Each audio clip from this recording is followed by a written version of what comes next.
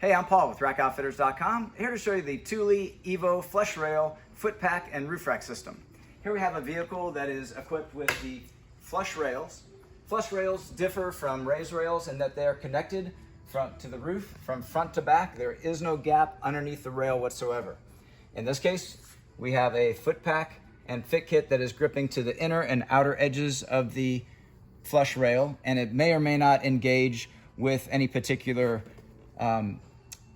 attachment points on the inside. In this case, it does not require attachment to the points on the inside on this particular vehicle. Each vehicle may differ.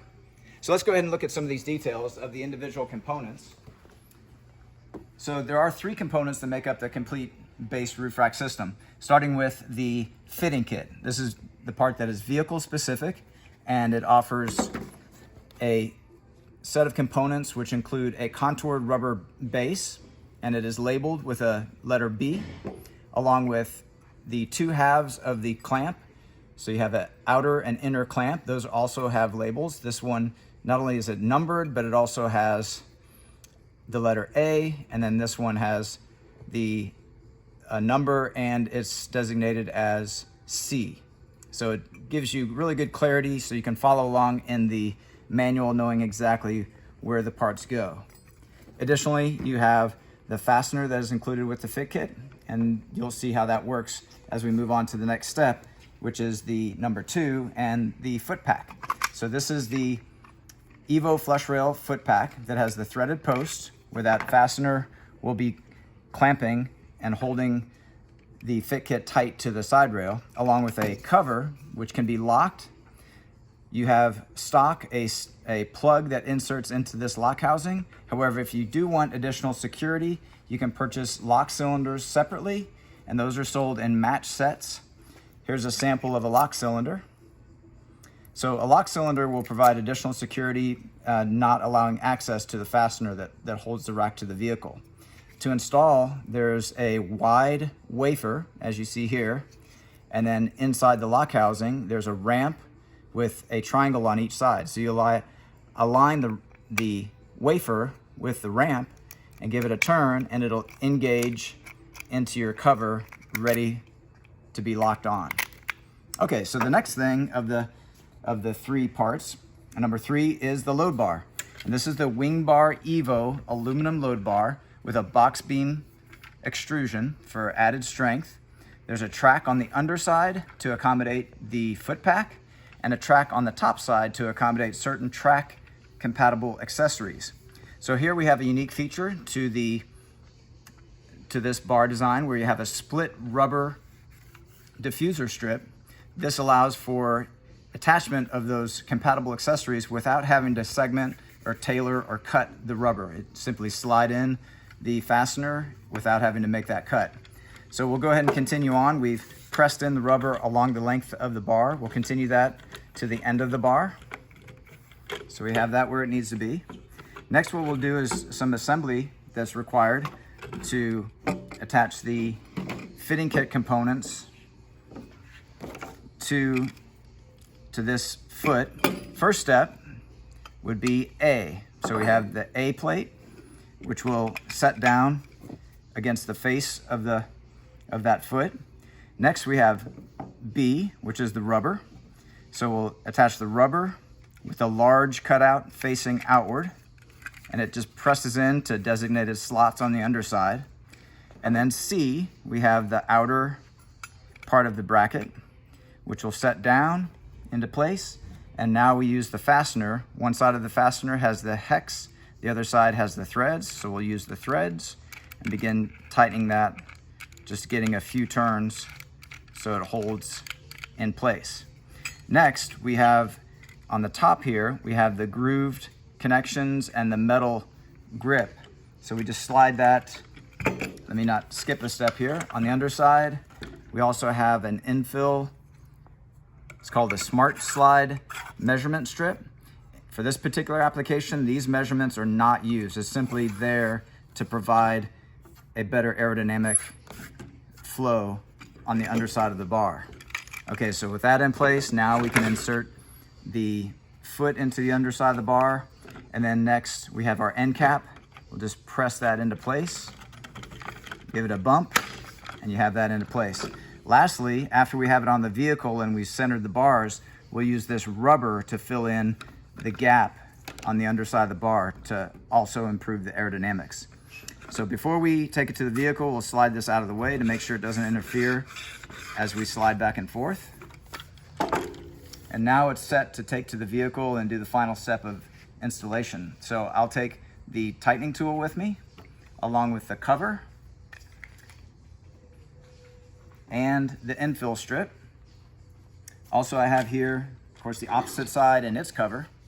So let's go ahead and do the final step of installation. So I'll bring the bar to the opposite side and let it sit on the side rail.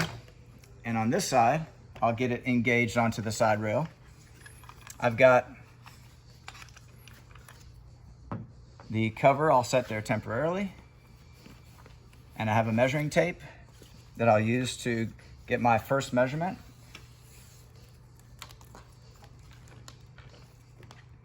So generally a standard measurement is 27.5 inches. That's also 700 millimeters, which is somewhat of a universal standard for European racks and Thule racks.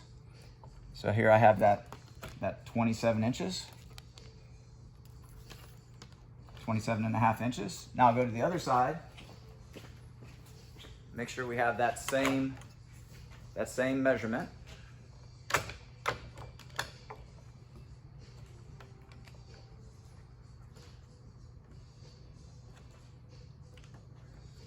And then while I'm on this side, I'll do my first round of tightening just to pull out the initial slack from the bracket.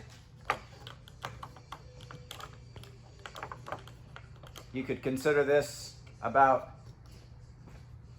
20% tight. We still need to center up the bar, so we don't want to tighten it too much to where it'll begin to grip into the bar.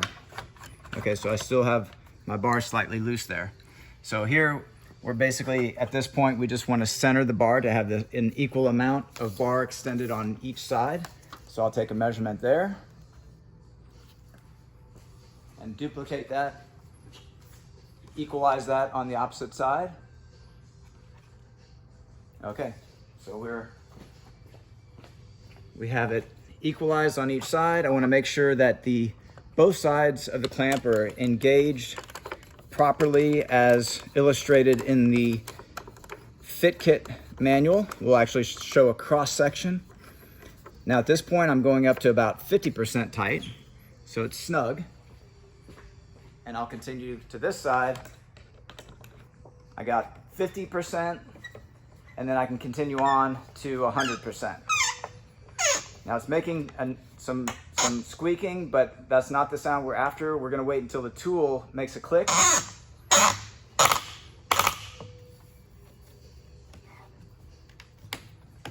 So that has gone fully tight. And now on this side, we'll do the same thing. We'll continue on until we got the audible and tactile click. And now we know we're fully tightened. On the underside, we can go ahead and pull that plastic strip to be against the inner edge. And on this side, you can see how we have the exposed track. We want to fill that in up to the point where you get to the plastic end cap tab. And while you're there, while you've snipped one side, you can go ahead and pair it up with the other. And that way you have both sides ready to go. So I'll press that in, and that's filled in that gap.